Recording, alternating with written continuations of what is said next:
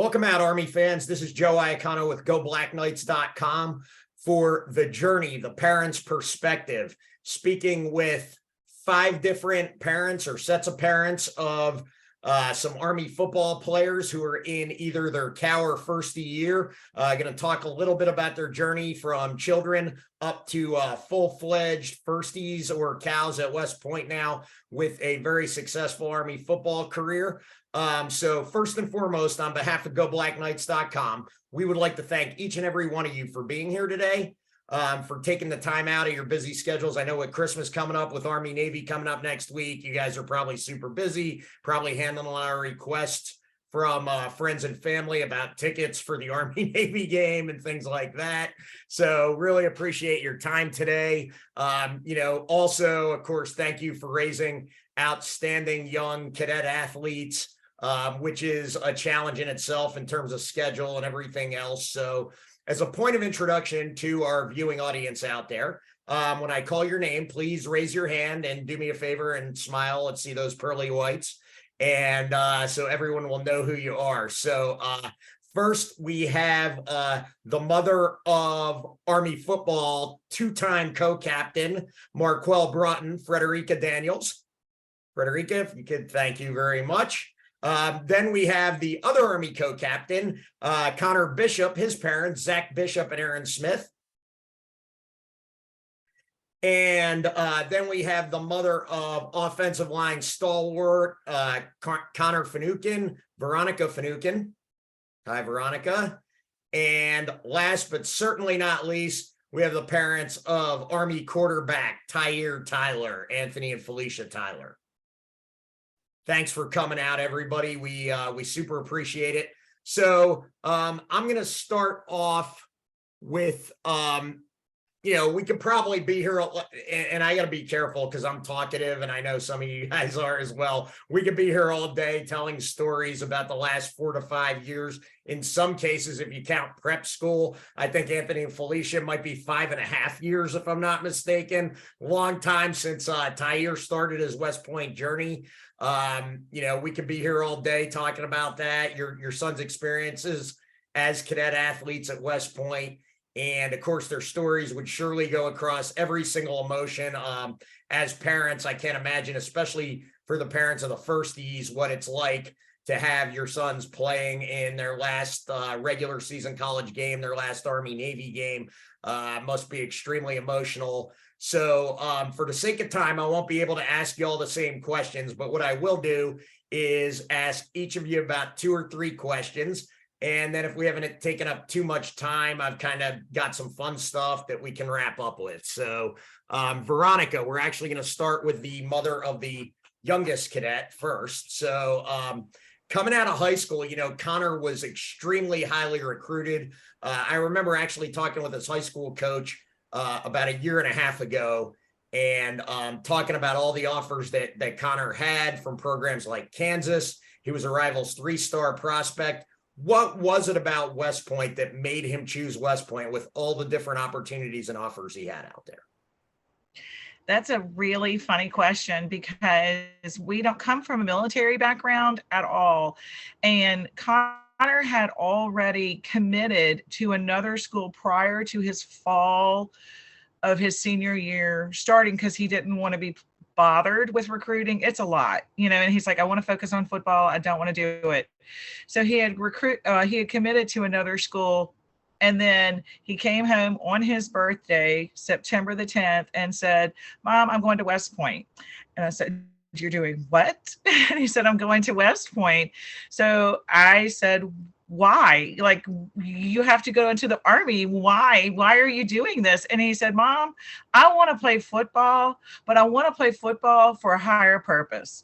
So that kind of shut me up, and it takes a lot to shut me up. So I thought, well, okay. So then I just spent the next 2 hours on the phone with Mike Vitti, who was his recruiter at the time, and he talked me off the ledge. And it was a wonderful decision. Connor is an excellent decision maker. He knew what he wanted. That's good stuff, Veronica. Yeah, and I know Mike Vitti can definitely be a reassuring voice. I think that guy could sell an igloo to an Eskimo, but in a very high integrity way. Mike Vidy's an awesome individual, so that's good stuff. And yeah, Connor's decision making shows up on the field, and I think we've all been able to see that one way or the other. So shifting gears just a little, I understand that your husband and Connor's father, Frank, passed away in 2014 when Connor was 11 years old. If Frank were alive today, what do you think he'd be saying to Connor as he's preparing to play Navy a week from today, but also closing out his junior football season at West Point? Well, Frank came from a football background too. He played, he coached, he did all of that. And so I think Connor's passion and love for watching film comes a lot from hanging out with his dad. Sadly, his dad wasn't here during like the big years when he went into high school football, and then of course now. And so it's kind of hard to say what I think he would have said, but I'm going to say that he would have said, give him hell. Good stuff. I like it. It's a good football comment. Thanks. All right, we're going to move on to Frederica. Again, Frederica Daniels is the mother of two-time Army football co-captain and first regimental commander, Marquel Broughton, from the great Mountain View High School that I know very well. So, Frederica, this journey for you has been extremely unique, I'm sure. You've kind of taken an informal role as like a leader amongst the parents. You're kind of like a celebrity, we noticed. Everybody who knows Army football knows Frederica Daniels and Marquel Broughton. So I know there's a ton of stories you could share, but can you perhaps, and I know this might be tough on the spot, but pick out maybe one or two super unique moments that you witnessed unfold for Marquel, throughout his time at West Point, either academically or athletically, and kind of, I say this, it was funny. I was talking to a couple of years ago, the football coach at Collins Hill down here, when Ryan England was playing at Army. And he said, West Point seems like the kind of place that can either just destroy a kid or make him just excel and bring out all his best leadership qualities. And clearly with Marquel, we've seen that happen. So could you point out maybe a couple experiences that Marquel's have that have really kind of transformed him a little bit from when he was playing high school ball at Mountain View? I will start with his plebe year playing, and he's used to being on the field, and he sat on the sidelines a lot. But Marquel is a person that don't like to lose, and they lost a lot of games 2019 season, and for him to sit back and not voice his opinion, it was hard for him. It was after the Army-Navy game that they lost that Eli Riley told him, it's your time to step up. I see it in you. Be you. Don't let nobody stop you from being you. That was the defining moment where he came out of his shell and now let me do what I do. His second defining moment would be 2020 after George Floyd died. After George Floyd died, I think it hit us as a family watching George Floyd die and watching it over and over, because it was the same way his father had passed away. And he started to question, did my father speak those words, or did my father cry out for his mom? And hearing him say those words, I was like, well, it's only two things you can do. You can be angry or you can do something about it. So he went, and that's when they had a stand down day at West Point, and he told his story. The day he told his story is the day he was set free and was able to be who he really is. Because the last thing his father did before he died is sign him up for football 2 weeks before he died. So football is not football to Marquel. Football is counseling, his father, everything. So he was able to come out that shell in 2020 and be who Marquel is. That's awesome. That is good stuff. So, shifting gears, we're going to talk about the other Connor now, offensive lineman and team captain Connor Bishop, who really has played almost every snap at center this year. He's played every game, started every game, has really been the linchpin for the Army offensive line, the Army running attack the last 2 years. So, Aaron and Zach, if you could, Please chime in on what it's been like on this journey, starting from his time as a high school senior, extending his verbal back then. And, what he shared with GBK at the time when he was a high school senior was how impactful it was that he saw the team got to go to the White House and meet the president when they won the Commander-in-Chief's trophy. And he said that he planned to be in the same position with his future teammates for years to come. And, in 2020, they were able to win the CIC. They were able to retain it last year. So, definitely had the opportunity to be a one-time CIC winner and a one-time CIC retainer, I guess. So, with that being said, could you talk a little bit about Connor's journey, kind of what made him commit to West Point? Well, here, since we kind of got to split it, I'll start with Erin. So ladies first. So Erin, when Connor was a high school senior and kind of going into his plebe year at West Point, what really made the difference for him to want to be a West Point cadet and kind of seek all the challenges that West Point cadets go through in their 4 years as cadet athletes? Yeah, it's great. I was reflecting a lot on this actually on my drive down to New York today, but I would say Connor has never met a challenge that he didn't like. So I wasn't really surprised when he came to us and said that this was something he was interested in. He did commit very early. So my first reaction was, are you sure? And, do you want to look around? And he said, no, I'm absolutely sure this is what I want to do. He wanted to play the highest caliber football that he could. And then he wanted to serve his country. So those were really the drivers that made the decision. We had 2 visits and he made his mind up. And then the rest was history. Awesome. And Zach, from your perspective, since Connor's gotten there, he, clearly has become a leader on the team as one of the 2 co-captains. But even I said in a lot of my articles last year, I noticed a tangible difference because he had some injury problems last year. I noticed the tangible difference when he was in the game, how the running attack worked versus when he wasn't in the game. Can you talk a little bit about his maturity over the last couple of years as a football player and as a leader? I think I'd probably speak for Veronica and Frederica and the Tylers. I mean, that's something you see out of all these boys. It's just their maturity as they come through the program and just that leadership element come out of them. And they've always had it in them. And then this place, this entity just brings it out of them. But, I think Connor's always sort of had a desire to be that proverbial man in the arena since he was in high school. I mean, he's been a captain since he was, in Pop Warner and all the levels up through that time. And this has just been that progression and he's found that moment and he's focused on it up until this time. So he's, like Erin said, he's looked for that biggest stage. I mean, that was one of the reasons why he wanted to come to West Point was to play in this Army Navy game his senior year in Philadelphia, where we raised him. So he's kind of manifested it in some ways, but he's talked about it. He's envisioned this reality for a long time. But I think a lot of the boys here, the sons of these boys or these families have done the same too. So they've all got it in them. And you mentioned the game being in Philadelphia, being that Connor grew up in Eastern Pennsylvania. How are you guys doing specifically with ticket requests from friends, family, relatives, whatever? If I look at my Army Navy app right now, I've distributed so far 84 tickets. So whoa, we got a lot of friends and family joining. Friends That's of friends awesome. And people that have just had purview to what I talk about on Zoom calls every day at work, and I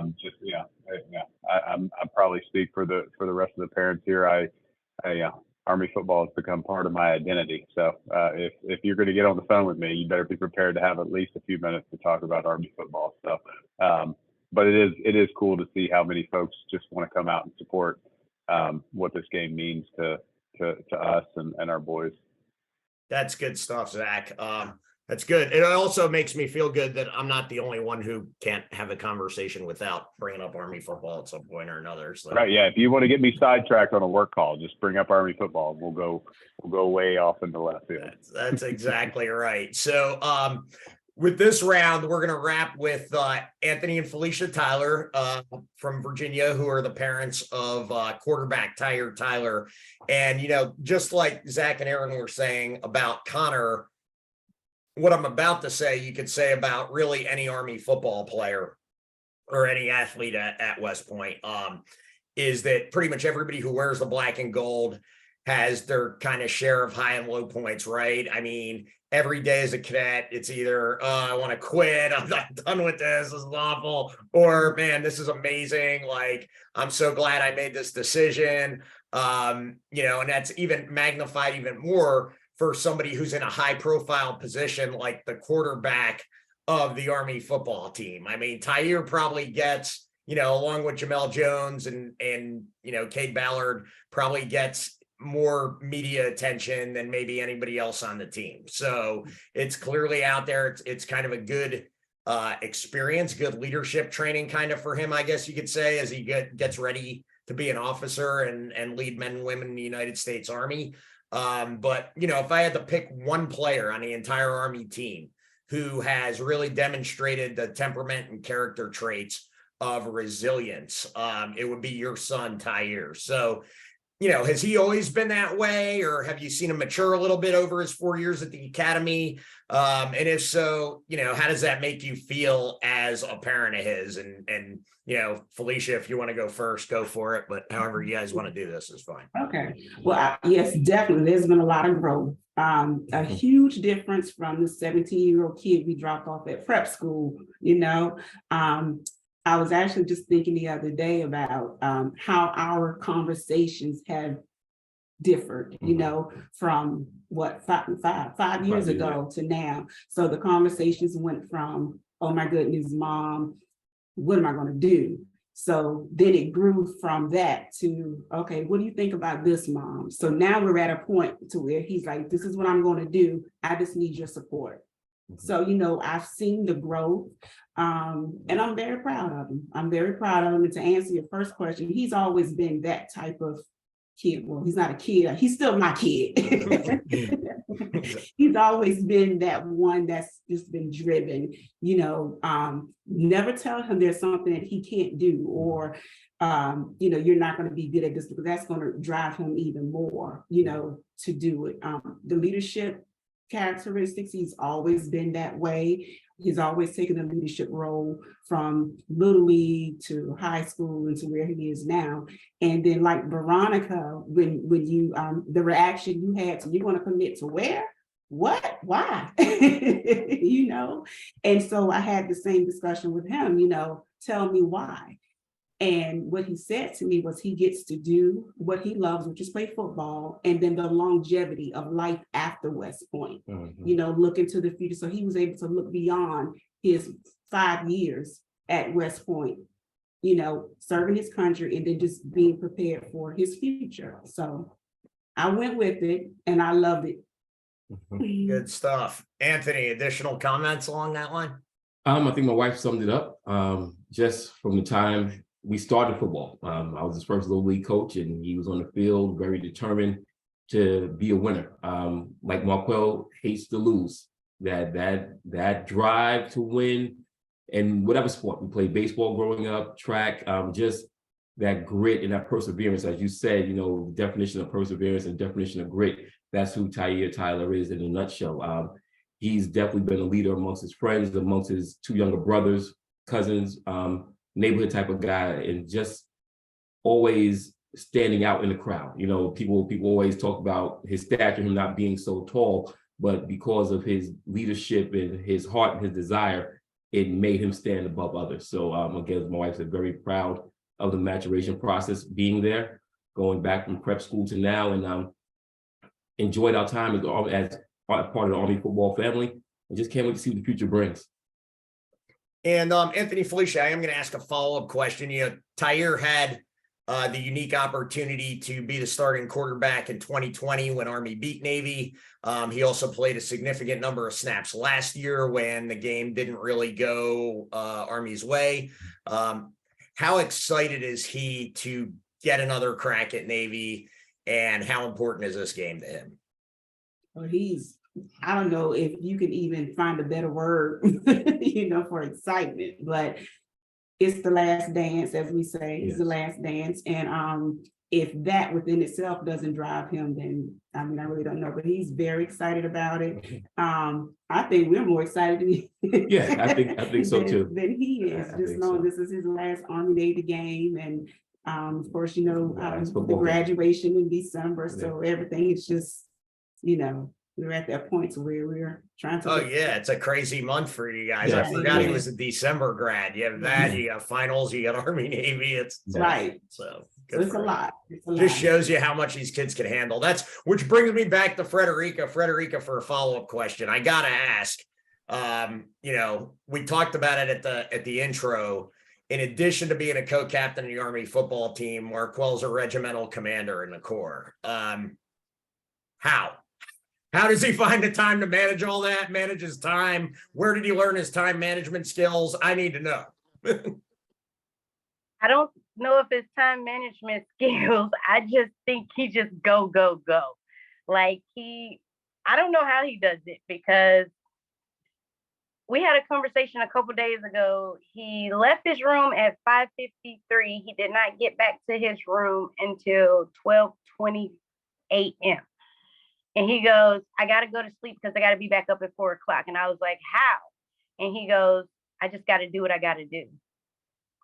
He finds, I don't know where he's pulling his energy out from, but it goes back to his heart. When Marquel loves everything that he does, but he also gives 110% at everything that he does. So if you give him a position, he's going to give you 110% in that position. I don't know where he gets his energy from. I do know this past spring, he didn't have as many classes and he about went crazy. So yeah, he was probably only carrying 15 or 18 credit hours as opposed to 21. So, slacking. supposed to be doing something right now. I don't know what time. Like, he has to account for every minute of the day until he falls asleep. So he's doing quite well at it, so they say. That's great. That's amazing stuff. Yeah, there's when I was a cadet, we had a regimental commander who was a co-captain of the football team, and I think there's only been less than 10 in the history of West Point. So it's very, very elite company. And the going to bed at 12:20, waking up at 4, 3.5 hours sleep a week before the biggest game of the year. I'm hoping he gets some more sleep before Navy, but as long as the energy level's there, that's okay. But all I've got to say about that is, I know they're looking at Caleb Williams and these guys for Heisman, but I doubt too many of them get 3.5 hours of sleep. So there's that. So now we're gonna kind of do the fun part of the interview. This is a little segment I like to call a rapid fire, and just in true West Point fashion, I'm sure your sons have told you the professors at West Point love pop quizzes, especially when you haven't prepared. So I'm going to give you a little taste of your son's experience. We're going to go around the horn with a rapid fire, and I will call out your name, so don't worry. And this is going to be basically, how well do you know your sons? So here we go. So Veronica, we'll start with you. What is Connor's favorite meal in the mess hall? None of them. He likes my cooking. Oh, Connor you're right. He does make good decisions and he's a smart young man. That's good stuff. Erin, what is your Connor's favorite class at West Point? Finance. I think he's taking a couple of finance classes right now, and he's telling me that they're so fun. So I personally can't relate to that, but he thinks finance is really fun. Zack, I don't need an exact answer, but rough estimate. what was Connor's weight when he started at West Point, and what's his current weight?